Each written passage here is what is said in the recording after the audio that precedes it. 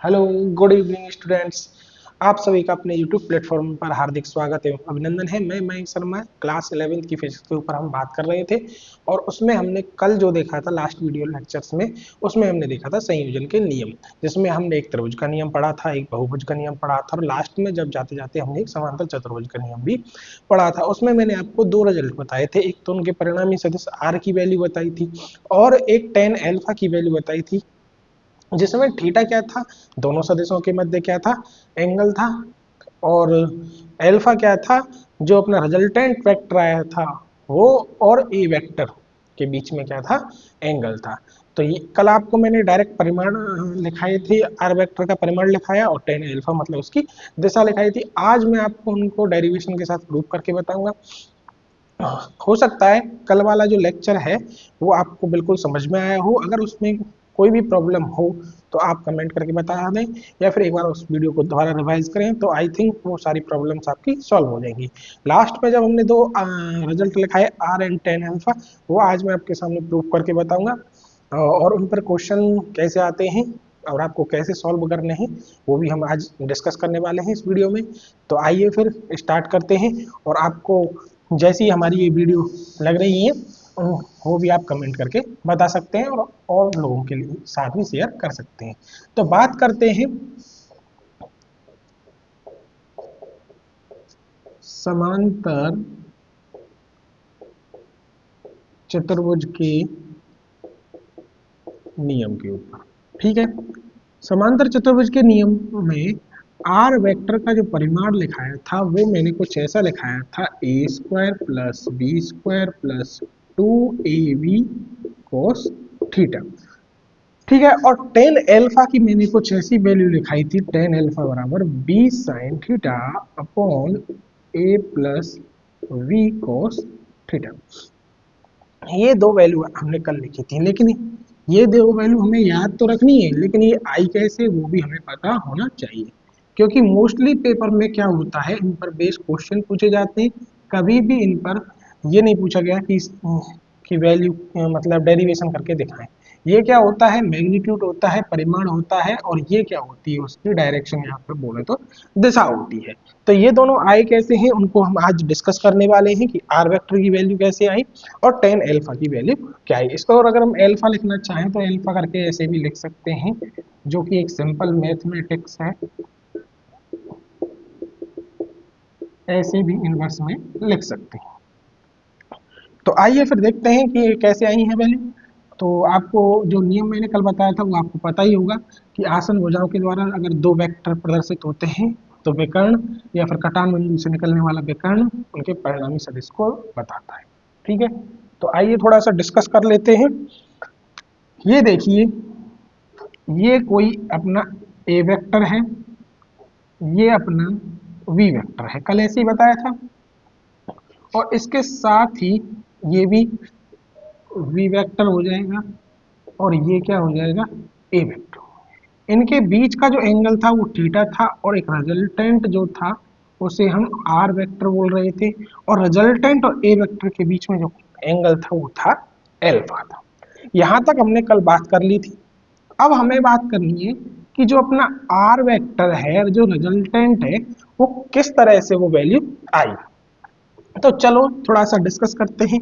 देखिए, हमें पता है किसके बारे में, पाइथागोरस प्रमेय के बारे में। और पाइथागोरस प्रमेय कब लगती है, जब जो हमारा एंगल होता है उसमें जो कोण होता है वो कितना होता है, 90 डिग्री होता है।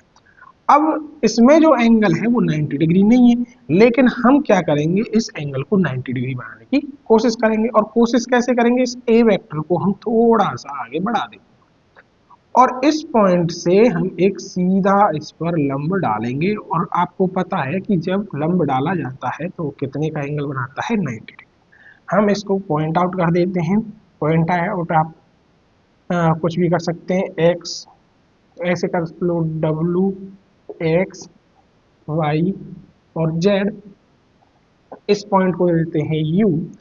ठीक है, अब आपके सामने ये 90 डिग्री है, ये अल्फा है, ये थीटा है। तो आपको पता होना चाहिए कि जो थीटा है वो ए वेक्टर व वी वेक्टर का क्या है, के बीच का क्या है, एंगल है।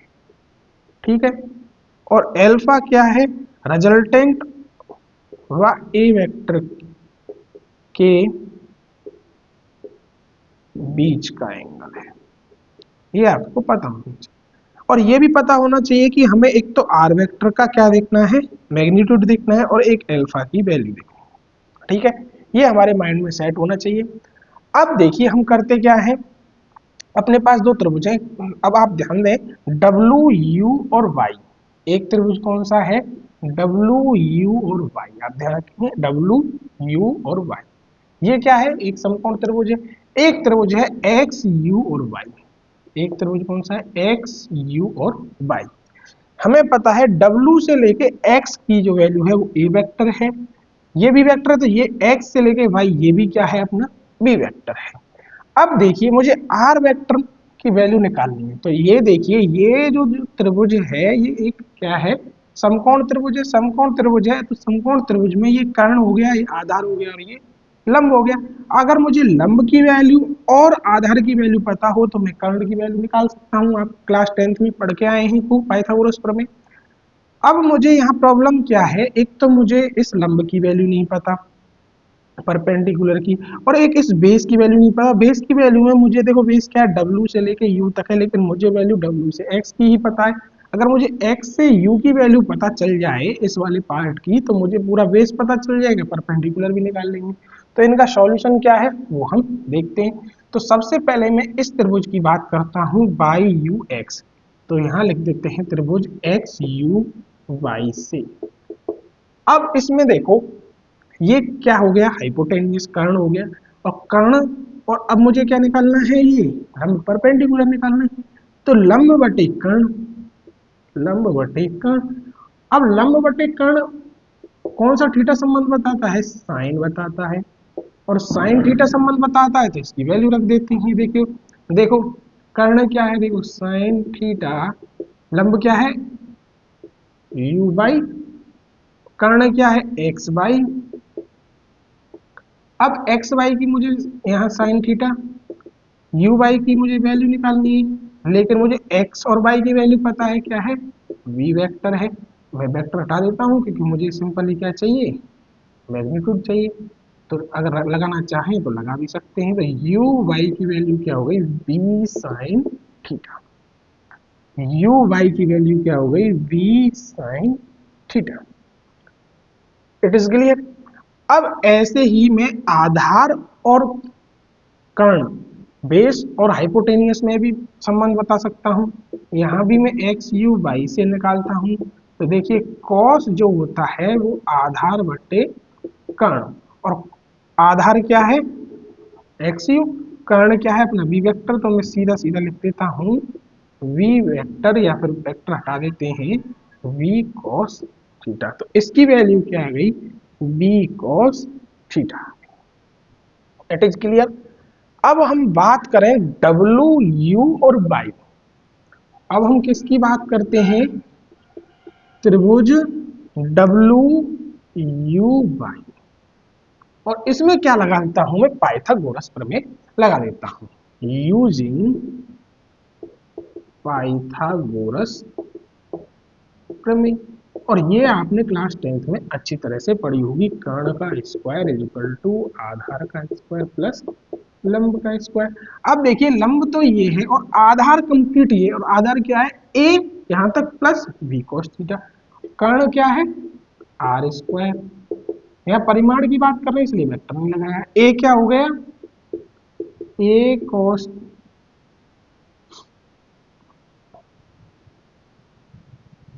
a plus b cos theta, और ये क्या हो गया b sin थीटा का स्क्वायर। ठीक है, आर स्क्वायर इक्वल टू, इसका स्क्वायर खोलेंगे तो देखिए a square plus B square cos square theta plus 2ab cos theta, plus ये क्या हो जाएगा b square sine square theta.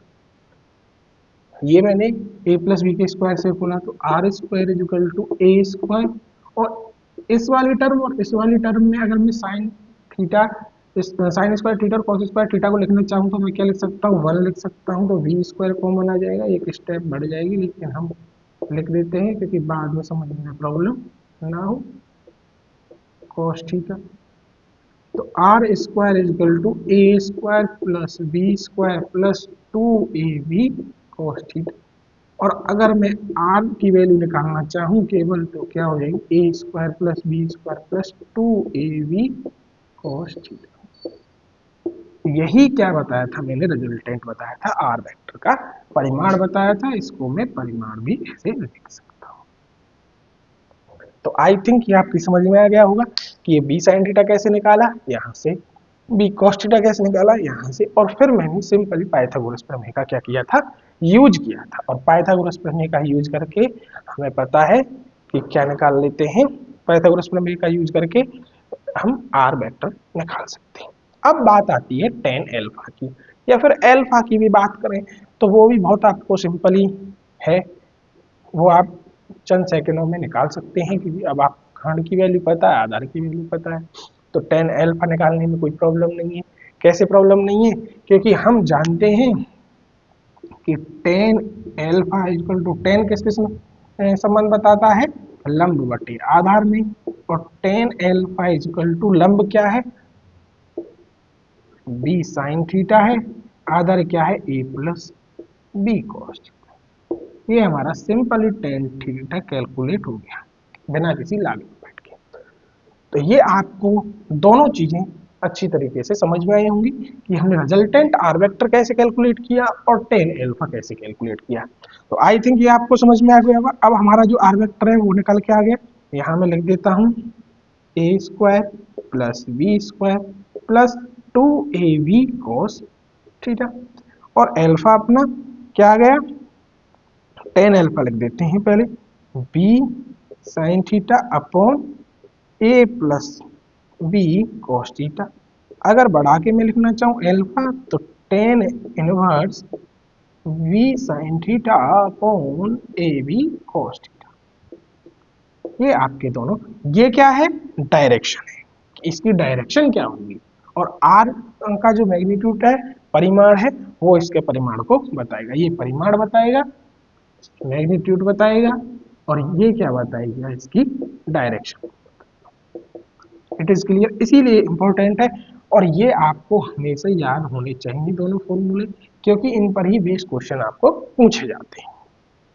तो आपको ये दोनों समझ में आए होंगे, एक बार आप देख लें, जिनको लिखना है वो लिख लें, और स्क्रीनशॉट लेना चाहे वो स्क्रीनशॉट ले सकते हैं। अब मैं थोड़ी सी आगे बात करता हूँ कि बाई चांस आपको कुछ, जैसे क्या होता है एग्जाम में, कुछ आप याद कर, अगर आपको याद होता है तो वो क्वेश्चन आपको जल्दी सॉल्व हो जाते हैं। तो मैं इसके कुछ की पॉइंट्स या बोलें तो स्पेशल पॉइंट आपको लिखाऊंगा, जिससे कि अगर वो कभी परिमाण पूछे तो आपको ज़्यादा दिक्कत ना हो। ठीक है, अब मैं हटा देता हूँ इसको। देखिए, वैसे ये लिखा रहता है अगर वाला तो कोई दिक्कत नहीं थी, चलो कोई बात नहीं। अब आप स्पेशल पॉइंट डाल सकते हैं या नोट डाल सकते हैं, जो भी आप लिखना चाहें अपने हिसाब से वो लिख सकते हैं। अब देखिए स्पेशल पॉइंट डाल देते हैं। स्पेशल पॉइंट क्या होते हैं कि इसकी कुछ स्पेशल बात है जो हमको हेल्प करेंगे न्यूमेरिकल्स में। हो सकता है क्लास 11th में ना करें, पर हो सकता है कोई कुछ बच्चे जेईई की तैयारी करें तो उनके लिए वो स्पेशल हो सकती हैं। देखिए आर वेक्टर का जो मैग्नीट्यूड आया था वो आया था a square plus B square plus 2ab cos theta. ठीक है, अगर अब आप देखिए यहाँ पर कि इन दोनों के बीच में कोण क्या हो, जीरो। ठीक है, थीटा क्या हो, जीरो। एक कंडीशन हम लेके चले, if theta is equal to zero dash. ठीक है, तो आर वेक्टर अपना क्या आता है वो देखते हैं, a square plus B square plus 2ab cos zero. और कॉस जीरो की वैल्यू क्या होती है, आप खुद बता सकते हैं कि कॉस जीरो की वैल्यू आप क्लास 10th में पढ़ के आए हैं, 1 होती है। तो ये क्या आ जाएगा, a square plus B square plus 2ab। और आर डैश आर वेक्टर का परिमाण क्या आएगा, देखिए ये किसका फॉर्मूला बन गया, ए प्लस बी का स्क्वायर, और ए प्लस बी का स्क्वायर होते ही आर जो वेक्टर है वो क्या आएगा, ए प्लस बी का ए प्लस बी आ जाएगा। ठीक है, और ये आपको मैं बता देता हूं कि ये कैसी है, इसकी मैक्सिमम वैल्यू है कि जो हमारा परिणामी वेक्टर होगा, रिजल्टेंट वेक्टर होगा, वो ए प्लस बी मैक्सिमम होगा। यही बात कर लेता हूं मैं, इसको आप यहां लिख लें, यही मैं बात कर लेता हूं आपको इसी तरह से कि अगर हमारा सेकंड देखें कि if theta is equal to 180 degree हो तो क्या होगा resultant, a square plus B square plus 2ab cos 180, और cos 180 की वैल्यू क्या होती है आप बताएंगे, -1, R vector is equal to A square plus B square minus 2ab, और ये किसका स्क्वायर बना, ये बना ए माइनस बी का स्क्वायर, और रिजल्टेंट क्या आया, ए माइनस, इसके भी हम रूल पा सकते हैं। तो ये हमारे 90 और 180, और आपको बता देता हूं ये वैल्यू क्या होगी, मिनिमम, ये मैक्सिमम ए प्लस बी और ये मिनिमम ए माइनस बी। चलो अब इतनी बात कर ली है तो यहाँ पर हम एक तीसरी बात और कर लेते हैं, थीटा अगर हमारा 90 हो, थीटा 90 होगा तो आपको पता है कि cos 90 की वैल्यू क्या होती है, 0, जो कि हम क्लास 10th में अच्छी तरह से पढ़ के आए हैं। कुछ स्पेशल थीटा होते हैं जिन पर हमें वैल्यू कैलकुलेट करनी होती है, तो देखिए a square plus B square ये क्या हो जाएगा, 0, तो ये रिजल्टेंट हमारा यहीं तक आ जाएगा। ठीक है, ये आपको पता हो गया, ठीक है, कोई दिक्कत, ये मैंने आपको कुछ स्पेशल केस बता दिए, आई थिंक ये आपको समझ में आए होंगे, और ये तीनों केस आपको याद भी रखने, क्योंकि कई बार होता है कि जब हमारे पास क्वेश्चन आता है तो उसमें बोल देता है वो कि जैसे कि मान के चलो ये बोल देता है कि दो सदिश हैं जिनकी वैल्यू, या दो बल हैं जिनकी वैल्यू 5 न्यूटन 10 न्यूटन है, उनके मध्य कोण 0 है, तो हम उनको डायरेक्ट जोड़ देंगे, या 180 है घटा देंगे एक दूसरे से, या फिर 90 है तो इसमें सीधा सीधा वैल्यू रख के और हम कैलकुलेट कर देते हैं। अगर कोई और थीटा आता है तो हम थीटा की वैल्यू रख के और कैलकुलेट कर सकते हैं। अब इनसे जो हमने 3 रिजल्ट निकाले, इससे हमें एक बात पता चली, और वो बात क्या होती है, क्या होती है, देखो आर वेक्टर का जो परिमाण होगा, ठीक है, इसका जो परिमाण होगा वो क्या होगा, ए प्लस बी से ए माइनस, इसको ऐसे कर लेना, से ए माइनस बी के मध्य होगा। यार देखिए जब मैंने यहाँ लिखा मैक्सिमम और यहाँ लिखा मिनिमम, मतलब मिनिमम तो इतना हो सकता है, मैक्सिमम इतना हो सकता है, या फिर क्या होगा, इन दोनों के बीच का होगा, इनसे आगे या पीछे नहीं जा सकता। जैसे कई बार 4 ऑप्शन होते हैं और आप उसमें पूछ लिया जाए आपसे कि आर वेक्टर क्या हो सकता है, तो आप जोड़कर और घटाकर देख सकते हैं, अगर उनसे नीचे कोई वैल्यू है, या इससे नीचे है या फिर इससे ज्यादा है, तो वो अपने आप ही आंसर हमारा कैंसिल हो जाएगा। या फिर इसको हम कैसे लिख सकते हैं, कैसे लिख सकते हैं, ए प्लस वी, ठीक है, इससे ज्यादा नहीं हो सकता, इसके बराबर हो सकता है, और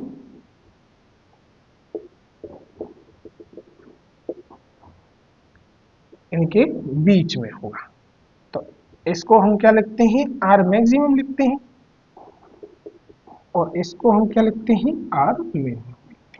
तो आप ये यहाँ तक देख लें, ये हमारे नेट जेई में बहुत काम में आने वाला है। कई बार वो ऐसी चीजें पूछ लेता है कि या तो वो थीटा की वैल्यू देता है तो ये तीनों केस काम में आते हैं, या पूछ लेता है, मैंने बताया कि आर की संभवतः वैल्यू कौन सी हो सकती है, तो अभी ये काम में आ जाते हैं। ठीक है, ये आपको समझ में आया कि ये। अब हम देखते हैं न्यूमेरिकल, और न्यूमेरिकल से कुछ खास बात निकल के आएगी जब मैं आपको वो लास्ट में आपको बताऊंगा कि आर वेक्टर की वैल्यू और कैसे हम सिंपली देख सकते हैं। आपको ये समझ में आया कि नहीं आया? आई थिंक बहुत नॉर्मल वे में, और क्लास 10th की मैथ यूज की थी तो आपको जरूर समझ में आया होगा। समझ में आ गया तो अब इस पे हम न्यूमेरिकल देख लेते हैं।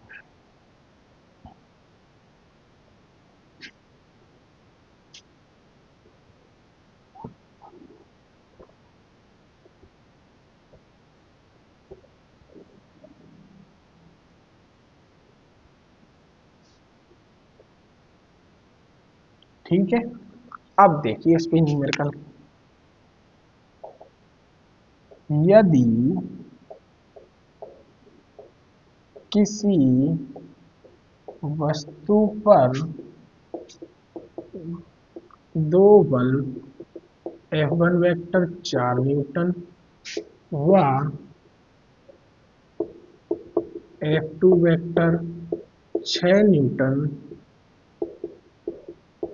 कार्यरत हैं, जिनके मध्य कोण 60 डिग्री है, तो उनका परिणामी बल कितना होगा? और वो दिशा भी पूछ सकता है, हमें दोनों कैलकुलेट करनी है। अब देखिए ये कोई ब्लॉक, ठीक है, इस पर एक बल लग रहा है 4 न्यूटन और एक बल लग रहा है 6 न्यूटन का, और इन दोनों के बीच में एंगल कितना है? 60। मतलब इसमें क्या वैल्यू दे रखी है? थीटा की। अब देखिए हमें पहचानना कैसा, अगर वो देता है दो बलों के मध्य की दूरी, तो मतलब दो वेक्टर हो गए, ए वेक्टर व टी वेक्टर, और ए वेक्टर बी वेक्टर के बीच का एंगल थीटा। वो देता कि परिणामी और एक बल के मध्य, तो इसका मतलब वो दे रहा है एल्फा की वैल्यू। तो ये आपको क्लियर होना चाहिए, परिणामी और किसी सदिश के बीच का कोण दे तो इसका मतलब एल्फा, और अगर वो दो सदिशों के बीच का कोण दे इसका मतलब थीटा दे रहा है। ठीक है, चलो करते हैं। R vector equal to, formula हमें पता है, a square plus B square plus 2ab cos theta. R vector a की वैल्यू क्या दे रखी है? 4 न्यूटन, 4 का स्क्वायर 6 न्यूटन, 6 का स्क्वायर प्लस 2 गुणा 4 गुणा 6 cos 60।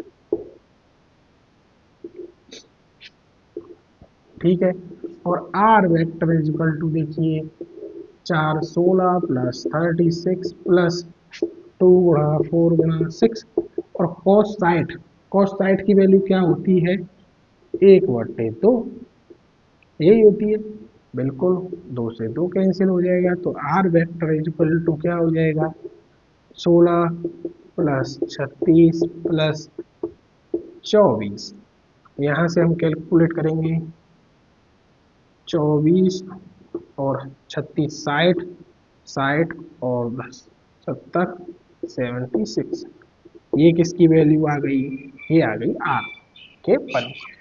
अब हमें अल्फा निकालना है। टेन अल्फा होता है हमारा बी साइन थीटा अपॉन ए plus B cos theta.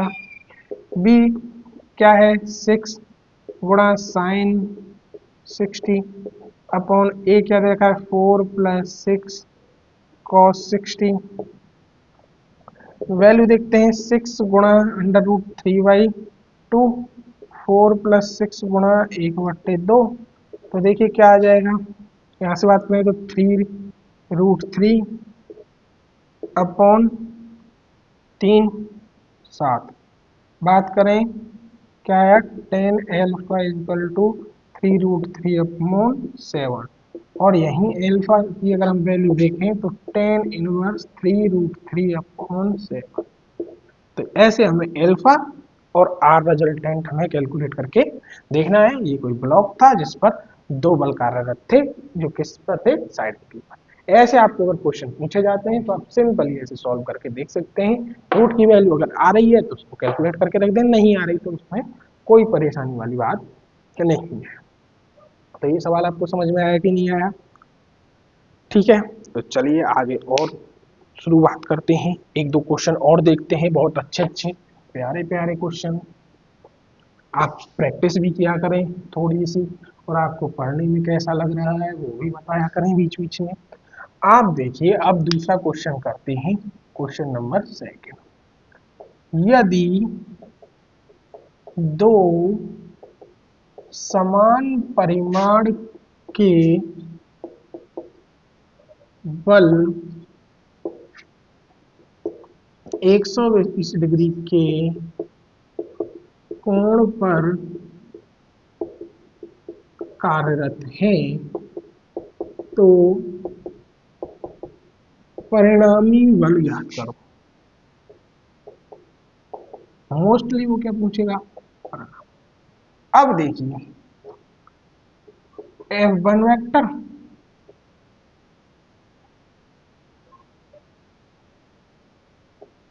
F2 vector और इनके बीच का एंगल कितना है 120 है। अब मुझे क्या बताना है, इनका रिजल्टेंट बताना है जो बीच से जाएगा, ये बताना है, ये एंगल बताना है। दोनों को हम देखते हैं तो देखिए इन दोनों के बीच में जाएगा तो मोस्टली कैसा होगा 60 डिग्री पर आधा हो जाएगा। देखिए पर फिर भी करके देख लेते हैं।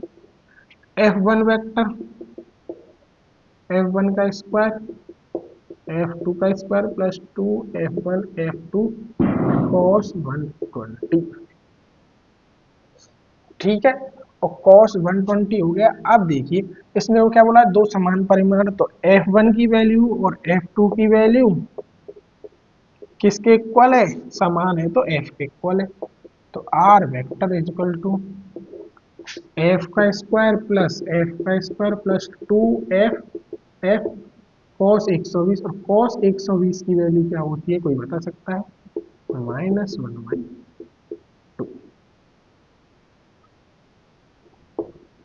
R वेक्टर क्या हो जाएगा 2F स्क्वायर प्लस 2 से 2 कैंसिल, 2 से 2 कैंसिल हो जाएगा तो क्या होगा माइनस के F स्क्वायर।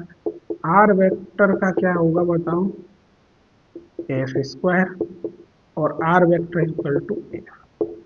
कहने का मतलब वही वैल्यू आ गई ना कि जब दो समान परिमाण के अगर सदिश हो और वो 120 डिग्री पर हो तो उनका जो रिजल्टेंट होता है वही रिजल्टेंट वो एक सदिश के परिमाण के बराबर होता है। अगली बात समझ में, दो समान अगर परिमाण है, समान वैल्यू है उनकी, तो जो रिजल्टेंट आएगा वो किसी एक के बराबर आता है। और यहीं से अगर हम tan अल्फा निकालें तो देखिए b sin theta upon a plus v cos theta, तो tan alpha is equal to v की वैल्यू v क्या है f और sin 120 और a की वैल्यू भी क्या है f प्लस f cos की वैल्यू क्या है 120। तो देखिए tan अल्फा f, अब sin 120 की वैल्यू कौन बता सकता है, बता सकते हो क्या, जो 30 की वैल्यू होगी वो किसकी वैल्यू होगी साइन, और दूसरे में क्या होता है वो पॉजिटिव होता है, क्या होगी 1/√2 f प्लस f माइनस 1/2, ठीक है। तो अब यहाँ से देखेंगे कि अ, अरे अरे अरे अरे √3/2 होती है साइन 120 की वैल्यू अंडर, ठीक है। अब देखिए यहाँ से क्या आएगा f 120 √3/, तो ये क्या आ जाएगा f माइनस f/2, ठीक है।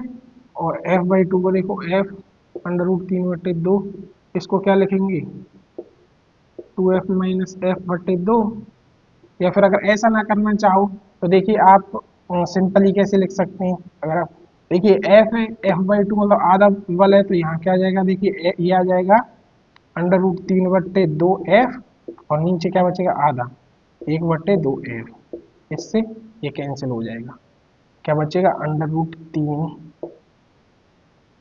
√3 बचेगा केवल tan अल्फा।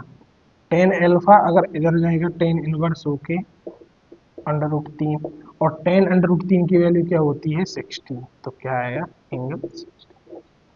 ये कैलकुलेशन समझ में आई कि नहीं, देखिए 120 की वैल्यू √3/2, ये -1/2 माइनस एफ बटे 2 हो जाएगा, आधा बल हो जाएगा, एक में से जब आधा जाएगा तो 1/2 है, 2 से 2 कट जाएगा, एफ से एफ कट जाएगा, √3 बचेगा, और 3 किसके बराबर होता है, tan 60 के बराबर होता है। तो ये आपको समझ में आया कि नहीं आया? अभी आपको की पॉइंट हो गया, आपको याद रखना है कि जो रिजल्टेंट होता है अगर वो दोनों समान परिमाण की हो और 120 डिग्री पर हो तो जो रिजल्टेंट होता है वो एफ के इक्वल में होता है। चलो बात कर लेते हैं, ये आपको समझ में आ गया होगा, ये आपको याद रखना है, याद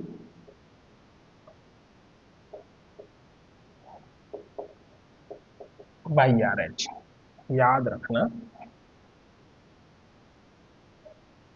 ठीक है। अब हम एक और, जिससे हम एक कोई रिजल्ट पर पहुंचते हैं, यह आपको पेपर में याद रखना है। पेपर में नीट जी में ऐसे ट्रिकी क्वेश्चन पूछे जाते हैं कि दो परिमाण है और दोनों के बीच में 120 डिग्री कोण है, तो वो अपना सॉल्व नहीं कर पाएगा, तो उनके मध्य एंगल और उसका परिमाण बताओ। अब हम देख लेते हैं एक छोटी सी बात, वो क्या है या क्वेश्चन के रूप में देख लेते हैं, तभी हम उसको रिजल्ट बनाएंगे। यदि दो समान परिमाण के बल थीटा कोण पर अध्यारोपित होते हैं तो उनका परिणामी बल ज्ञात करो।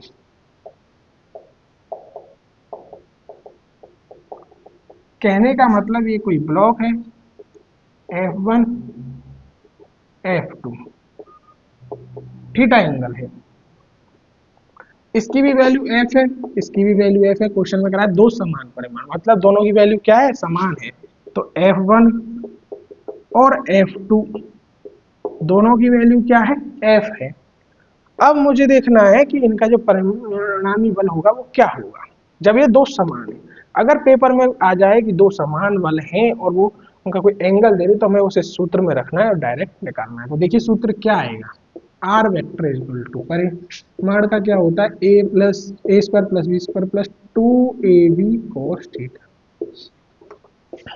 आर F1 का स्क्वायर प्लस F2 का square plus 2F1 F2 cos theta. R vector क्या लिखेंगे, F1 की वैल्यू f है, F2 की वैल्यू f है, तो f का स्क्वायर प्लस f का square plus 2f cos theta. R vector करते हैं, ये दोनों जुड़ जाएंगे, 2f स्क्वायर प्लस 2f का स्क्वायर cos थीटा। यहाँ तक कोई दिक्कत नहीं, सिंपली मैथमेटिक करेंगे और क्या करेंगे, 2f स्क्वायर कॉमन लेंगे तो 1 प्लस cos थीटा आएगा। और हमने पढ़ा है ट्रिग्नोमेट्री में 1 plus cos theta equal to होता है 2 cos स्क्वायर थीटा बाई 2, मतलब कोण का क्या हो जाता है, आधा हो जाता है। R vector equal to 2f square, इसकी जगह वैल्यू रख देंगे, into 2 cos square theta by 2। R vector equal to 2 और 2 4। अब देखिए इससे क्या होगा, जो आर वेक्टर है वो क्या आ जाएगा, 2, इसका करेंगे f और cos थीटा बाई 2, ये क्या है।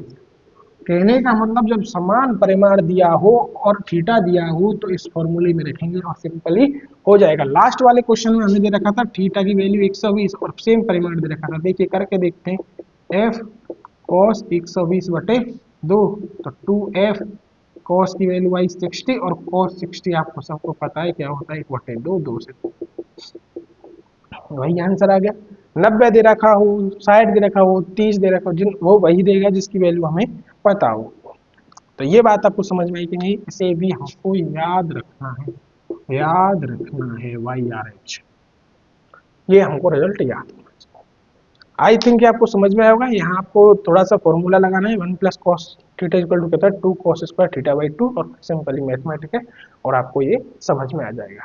आज जो हमने समांतर चतुर्भुज के ऊपर जो क्वेश्चन डिस्कस किए और समांतर चतुर्भुज का जो नियम डिस्कस किया, ये आपको समझ में आया होगा। 2-3 न्यूमेरिकल भी अलग अलग टाइप के बताए।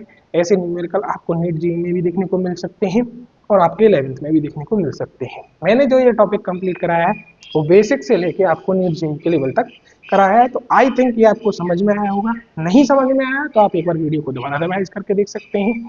फिर भी अगर कोई कमी रह जाती है या कुछ ऐसा क्वेश्चन रह जाता है तो आप कमेंट बॉक्स में मुझे कमेंट कर दें, मैं आपको नंबर दे दूंगा अपना और पर्सनली आप उसको मेरे लिए भेज सकते हैं, मैं उसे यहाँ पर सॉल्व कराने की कोशिश करूंगा। तो आपको ये जो क्लासेस आ रही हैं लगातार वो कैसी लग रही हैं कमेंट करके ज़रूर बताएं।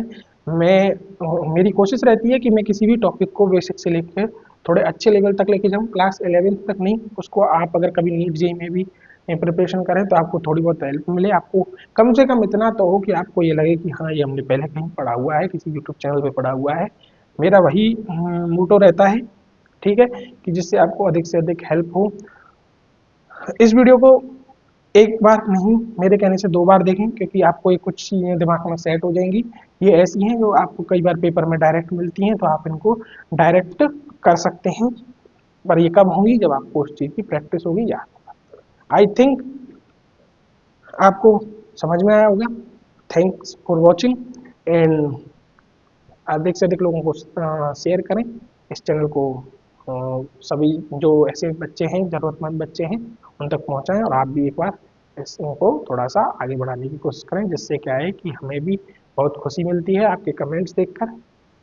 Thank you so much, good night, tata, take care.